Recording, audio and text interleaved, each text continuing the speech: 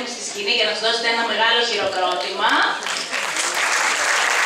Είναι ο Δημήτρης Κούγας, ο Κωνσταντίνος Κορνέλης, ο Χρήστος Χαριστήρας, ο Μάρκος Παντάρης, καλώς ήρθατε, ο Κωνσταντίνος Πρωτότερος, ο Χρήστος Καλίκος και ο Μάριος Γιάννης Τάβαρης.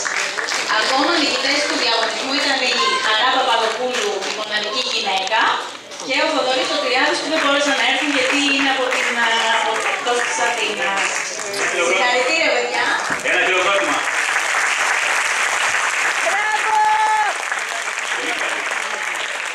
Θέλω να πω ότι ήταν πολύ καλή και στο κομμάτι του αθλητικό, αλλά κάποιο...